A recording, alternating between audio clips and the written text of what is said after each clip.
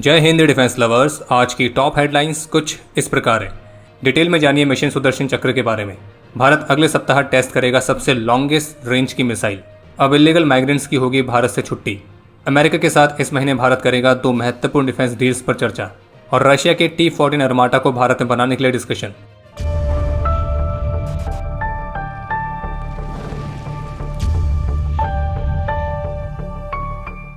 आज का यह एपिसोड शुरू करने से पहले आप सभी को टीम डिफेंस स्क्वाड की तरफ से स्वतंत्रता दिवस की ढेर सारी शुभकामनाएं। जय हिंद, जय भारत।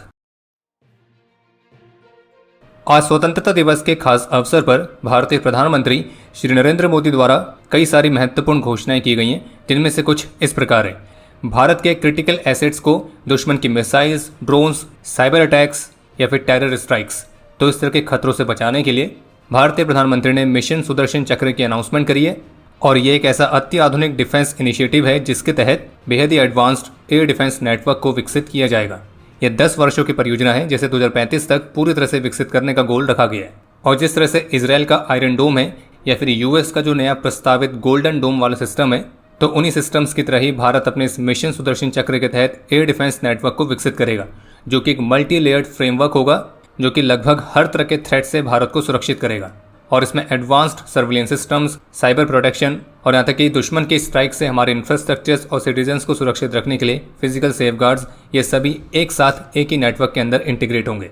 यानी कि कहने का मतलब यह है कि जो एयर डिफेंस नेटवर्क है, ये मिसाइल्स, ड्रोन्स, इस तरह के एरियल थ्रेट्स के बियॉन्ड भी भारत के लिए एक महत्वपूर्ण शील्ड की तरह काम करेगा, ताकि भारत का हर एक नागरिक इस सिस्टम के रहते हुए सुरक्षित महसूस करे। और अलग अलग रिपोर्ट्स के मुताबिक जो सुदर्शन चक्र है वो केवल डिफेंसिव ही नहीं बल्कि ऑफेंसिव कैपेबिलिटीज भी रखेगा। यानी कि इसमें प्रिसाइज तरीके से काउंटर स्ट्राइक करने की क्षमता भी रहेगी। और इस मल्टी लेयर्ड नेटवर्क को विकसित करने के लिए भारत के सभी संस्थान एक साथ काम करेंगे, चाहे वो DRDO हो, प्राइवेट सेक्टर हो या फिर मिलिट्री हो। तो अगर आसान शब्दों में कहा जाए तो मिशन सुदर्शन चक्र के तहत भारत एक ऐसा सिस्टम विकसित करेगा जो न केवल दुश्मन के हमले से हमको बचाएगा, बल्कि हमारे दुश्मन को उसकी हरकत के लिए उसको उचित तरीके से सजा भी देगा। और ये हवा, पानी, जमीन हर जगह से थ्रेट को काउंटर करने में सक्षम होगा। यानी कि आप ये भी कह सकते हैं कि एयर डिफेंस सिस्टम से भी कहीं ज़्यादा होने वाला है। आज अपनी स्पीच में भारतीय प्रधानमंत्री ने भारत के फाइटर जेट्स के लिए स्वदेशी जेट इंजन्स पर भी जोर दिया है, जिसमें उनका यह कहना था कि जिस तरह से हमने कोविड के दौरान वैक्सीन्स बनाई, डिजिटल पेमेंट्स के लिए UPI बनाया, तो उसी तरीके से अब हमें अपने खुद के जेट इंजन्स को भी बनाने की जरूरत है। और इसीलिए भारतीय प्रधानमंत्री ने made in India jet engines के लिए देश के साइंटिस्ट और युवाओं को इसे एक सीधे चुनौती के तौर पर लेने का आग्रह किया है। इसके अलावा आज भारतीय प्रधानमंत्री ने हाई पावर डेमोग्राफी मिशन की भी अनाउंसमेंट करी है। और इसके बारे में बात करते हुए भारतीय प्रधानमंत्री का कहना था कि मैं देश को एक चिंता, एक चुनौती के प्रति आगाह करना चाहता हूं, जिसमें एक सोची समझी साजिश के तहत देश की डेमोग्राफी बदली जा रही है और इसके माध्यम से भारत में एक नए संकट के बीज बोए जा रहे हैं। घुसपैठिए मेरे देश के युवाओं की रोजी रोटी छीन रहे हैं, घुसपैठिए मेरे देश की बहन बेटियों को निशाना बना रहे हैं और इसे अब बर्दाश्त नहीं किया जाएगा। भारतीय प्रधानमंत्री का यह भी कहना था कि ये जो घुसपैठिए हैं, ये भोले भाले आदिवासी को गुमराह करके उनकी जमीन हड़प लेते हैं और जब बॉर्डर एरियाज में डेमोग्राफिक चेंजेस होते हैं तो ये राष्ट्र सुरक्षा के लिए खतरा पैदा करता है और कोई भी देश इसे घुसपैठियों के हवाले नहीं कर सकता है। और जिस तरह से बॉर्डर एरियाज पर घुसपैठ और इलीगल माइग्रेशन का खतरा मंडरा रहा है, जिससे डेमोग्राफिक इम्बैलेंस हो रहा है, तो इसलिए इस बड़े खतरे को काउंटर करने के लिए भारतीय प्रधानमंत्री ने हाई पावर डेमोग्राफी मिशन की अनाउंसमेंट करी है, जो कि हमारे देश के नागरिकों के राइट्स, इंटीग्रिटी और यूनिटी, तो इसको सुनिश्चित करेगा। तो कहने का तात्पर्य यह है कि जितने भी घुसपैठिए हैं और जो इलीगल माइग्रेंट्स हैं, चाहे वो किसी भी कंगाल देश से हों, तो अब उनकी छुट्टियां पूरी करने की तैयारी की जा रही है। यानी कि अब ये भी कह सकते हैं कि कागज़ तो दिखाने पड़ेंगे। और हाँ, अभी तक जो वेस्टर्न मीडिया, जो अरब मीडिया आसिम मुनीर के न्यूक्लियर थ्रेट वाले बयान पर बिल्कुल चुप है, उनकी तरफ से कोई स्टेटमेंट से नहीं आई है, अब वही मीडिया एकदम से एक्टिव हो गई भारत के इस नए डेमोग्राफिक मिशन की अनाउंसमेंट के बाद। इसके अलावा आज भारतीय प्रधानमंत्री की तरफ से इस बारे में अनाउंसमेंट की गई है कि भारत के लिए एक डेडिकेटेड रिफॉर्म टास्क फोर्स को क्रिएट किया जाएगा। और इस रिफॉर्म टास्क फोर्स का सीधा सा काम होगा भारत की इकोनॉमिक ग्रोथ को तेज करना, रेड टेप को कट करना और गवर्नेंस को मॉडर्नाइज करना। बाकी हाँ, जो हमारे निकट में पड़ोसी इंडस वाटर ट्रीटी के लिए भारत को बार बार धमका रहे थे, तो उन सभी को एक साथ भारत के प्रधानमंत्री ने जवाब दे दिया है, जिसमें स्पष्ट शब्दों में कहा गया है कि भारत ने निर्णय लिया है कि खून और पानी एक साथ नहीं बह सकते और हमारा पानी हमारे ही लोगों को मिलेगा। और भारतीय प्रधानमंत्री ने फिर से दोहराया कि भारत पाकिस्तान के न्यूक्लियर ब्लैकमेल को टॉलरेट नहीं करने वाला है। ये नया भारत है जो कि कॉम्प्रोमाइज़ नहीं करता है। बाकी जो इंडस वाटर ट्रीटी है वो हमेशा से अनजस्टिफाइड थी और भारत के इंटरेस्ट के खिलाफ थी और इंडस वाटर पर भारत का पहला हक है और अब समय आ गया है उसको सही करने का। और फिर से स्पष्ट किया गया कि ऑपरेशन सिंदूर अभी समाप्त नहीं हुआ है। किसी भी तरह का कोई आतंकी हमला होगा तो हम इसको फिर से रिज्यूम करेंगे और उसी तरह से जवाबी कार्रवाई भी करेंगे। और भारतीय प्रधानमंत्री ने यह भी स्पष्ट किया है कि मई में पाकिस्तानी हमलों में हमें रत्ती भर भी नुकसान नहीं हुआ है। 20 और 21 अगस्त के लिए बे ऑफ बंगाल में जो संभावित मिसाइल टेस्ट के लिए एरिया वार्निंग जारी की गई थी, तो इसमें एक बार फिर से अपडेट किया गया है, जिसमें इस एरिया वार्निंग को 4790 किलोमीटर तक के एरिया के लिए स्ट्रेच किया गया है, जो कि इस बात को दर्शाने के लिए पर्याप्त है कि भारत लॉन्ग रेंज की मिसाइल का परीक्षण करने के लिए तैयार है। और मीडिया रिपोर्ट्स के मुताबिक तो भारत इस दौरान लॉन्गेस्ट रेंज की बैलिस्टिक मिसाइल का परीक्षण करेगा, और जो कि अभी तक का सबसे लॉन्गेस्ट रेंज का टेस्ट भी होने वाला है। और ऐसी भी संभावना है कि भारत अपने स्वदेशी हाइपरसोनिक मिसाइल की वेरिएंट को भी टेस्ट कर सकता है। बाकी कमेंट सेक्शन में गेस जरूर करिएगा कि आपको क्या लगता है कि कौन सी मिसाइल भारत टेस्ट करने वाला है। इसके अलावा एक अपडेट ये भी सामने आया है कि भारत और Russia T-14 Armata main battle tank के को डेवलपमेंट और उसको लोकली भारत में प्रोड्यूस करने की संभावनाओं को भी तलाश रहे हैं। और द डिप्लोमेट की रिपोर्ट के मुताबिक 2025 के मध्य में मॉस्को ने काफी चुपचाप तरीके से भारत को T-14 अर्माटा टैंक के को डेवलपमेंट के लिए प्रस्ताव पेश किया था। और इस प्रस्ताव में इस टैंक को भारत में बनाने के साथ साथ इसमें भारत के ही कुछ सब सिस्टम्स को इंटीग्रेट करना भी शामिल था। और T-14 अर्माटा का जो ऑफर है वो मुख्य रूप से इंडियन आर्मी द्वारा इस्तेमाल किए जाने वाले T-90 मेन बैटल टैंक्स के एक बड़े रिप्लेसमेंट के तौर पर है। और लेकिन आपको ये भी स्पष्ट कर दे कि T-14 अर्माटा के ऑफर पर ना तो भारत की तरफ से और ना ही रशिया की तरफ से ऑफिशियली कोई भी कमेंट देखने को नहीं मिला है। बाकी इस T-14 अर्माटा टैंक के बारे में ऑलरेडी हम डेडिकेटेड वीडियो करीब 6 साल पहले बना चुके हैं, तो उसको भी आप देख सकते हैं। आप हमारे इस बात से पूरी तरह से सहमत जरूर होंगे कि हमारे जो ग्रेट इंडियन आर्म फोर्सेस हैं उनकी वीर गाथाएं केवल एक इतिहास नहीं है, बल्कि वो मौजूदा और आने वाली पीढ़ियों के लिए भी एक बहुत बड़ी प्रेरणा का स्रोत है। चाहे 1947 की लड़ाई हो, 1962, 1965, 1971 या फिर 1999, इन सभी प्रमुख युद्धों में इंडियन आर्म फोर्सेस ने अपने अदम्य साहस और वीरता का परिचय देते हुए इस बात को साबित किया है कि आखिर क्यों भारत की मिलिट्री दुनिया की सबसे बेस्ट मिलिट्रीज में से एक है। और हमारे वीरों का हर एक अध्याय एक कहानी है जिसे हर किसी को पता होना चाहिए।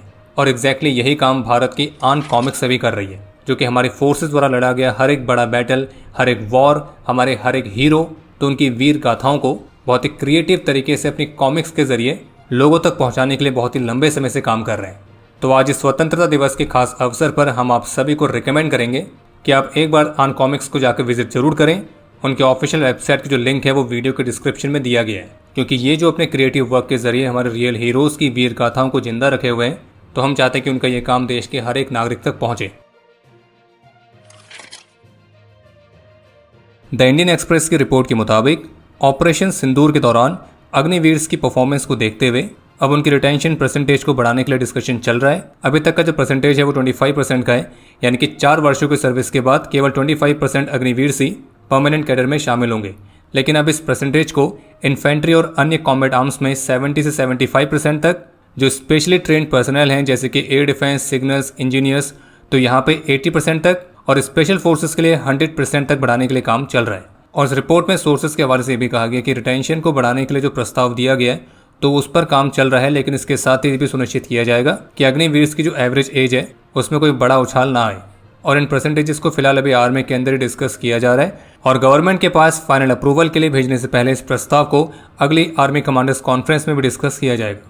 और फिलहाल अभी ये स्पष्ट नहीं है कि क्या आर्मी की तरह ही नेवी और एयरफोर्स भी अग्निवीर की रिटेंशन परसेंटेज को बढ़ाने वाले प्रस्ताव पर काम कर रही है या नहीं। हालांकि जो एयरफोर्स चीफ है air chief marshal AP Singh, वो पिछले साल कह चुके हैं कि इंडियन एयरफोर्स को अग्निवीर के जो फीडबैक मिले हैं वो काफ़ी ज़्यादा पॉजिटिव है। और जब हमसे पूछा गया था कि क्या हम 25% से अधिक अग्निवीर को भी एब्जॉर्व कर सकते हैं, तो एयरफोर्स का कहना था कि हाँ। जबकि द इंडियन एक्सप्रेस की रिपोर्ट के मुताबिक जो नेवी है वो भी रिटेंशन परसेंटेजेस को बढ़ाने वाले आइडिया को डिस्कस करने के लिए ओपन है। बाकी जो अग्निवीर का पहला बैच था तो उसे अगले वर्ष यानी कि 2026 के अंत तक 4 साल कंप्लीट हो जाएंगे। और अगर इस स्कीम में कोई बदलाव का निर्णय लिया जाता है तो वो संभावित रूप से इसी समय पर होगा।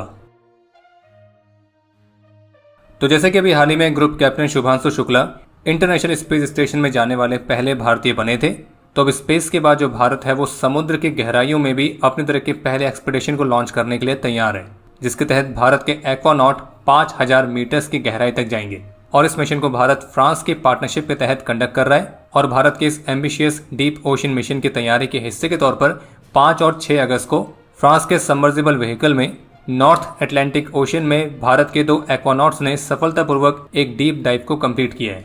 जिनमें से एक थे national institute of ocean technology के साइंटिस्ट मिस्टर राजू रमेश, जो कि 5 अगस्त को 4025 मीटर्स की गहराई तक गए थे, और दूसरे थे इंडियन नेवी के कमांडर जितेंद्र पाल सिंह, जिन्होंने 6 अगस्त को 5002 मीटर्स की गहराई तक डीप डाइव किया था।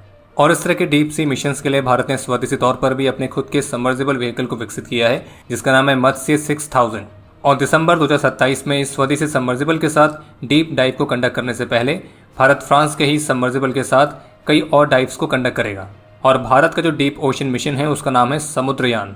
इसके अलावा इकोनॉमिक टाइम्स की तरफ से एक रिपोर्ट जारी की गई है, जिसके मुताबिक इस महीने भारत अमेरिका के साथ मिलिट्री हार्डवेयर की खरीद को और तेज करने के लिए 2 महत्वपूर्ण डिफेंस इंगेजमेंट्स को डिस्कस करेगा, जिसमें तेजस फाइटर्स के लिए F404 जेट इंजन्स की फास्ट डिलीवरी और additional P8I maritime petrol aircraft की खरीद तो ये मुख्य रूप से शामिल है।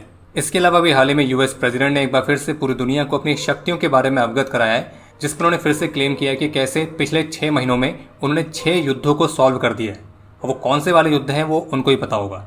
आपको ध्यान होगा कि इससे पहले यूएस प्रेसिडेंट ने यह भी क्लेम किया था कि भारत पाकिस्तान कॉन्फ्लिक्ट में 5 एयरक्राफ्ट शॉट डाउन हुए थे। उन्होंने ये स्पष्ट नहीं किया था कि किसके एयरक्राफ्ट थे। तो अब उनका जो ये स्कोर बोर्ड है बदल चुका है, और अब वो कह रहे हैं कि 6 से 7 जेट्स इस दौरान गिरे थे। और हाँ, शायद 40वीं बार उन्होंने ये कहा है कि भारत और पाकिस्तान के बीच उन्होंने ही सीज फायर करवाया था। और अगर आपको ये लग रहा है कि इससे बड़ा मजाक क्या ही हो सकता है, तो आप बिल्कुल गलत हैं। इससे बड़ा मजाक भी हुआ है, और वो ये कि पाकिस्तान के प्रधानमंत्री शहबाज शरीफ ने अपने विंग कमांडर मोहम्मद मलिक रिजवान उल हक को भारत के S-400 एयर डिफेंस सिस्टम को डिस्ट्रॉय करने के लिए सम्मानित किया है। अब बाकी आप डिसाइड कर सकते हैं कि कौन सा वाला जोक बढ़िया था, या S-400 वाला या फिर 6 महीनों में 6 वॉर रुकवाने वाला। और अब समय है आज के इतिहास का। आज के दिन 2008 में लद्दाख में एक कैजुअलिटी इवैक्यूएशन मिशन के दौरान हेलीकॉप्टर क्रैश में मेजर पद्मनाभन के, मेजर सुनील गणपते और गनर ई नरसिंहा ने अपना सर्वोच्च बलिदान दिया था, और मेजर पद्मनाभन और मेजर सुनील को मरणोपरांत सेना मेडल से सम्मानित किया गया। आज के दिन 2016 में जम्मू कश्मीर में अपने अदम्य साहस और वीरता का परिचय देते हुए कमांडेंट प्रमोद कुमार वीर गति को प्राप्त हुए थे, और इन्हें मरणोपरांत कीर्ति चक्र से सम्मानित किया गया। और आपके लिए आज का प्रश्न है कि 1947 के बाद से भारत ने कितने मेजर वॉर्स लड़े हैं। और अब समय है आज के टॉप 3 कमेंट्स का, जो ये रहे आपकी स्क्रीन पर।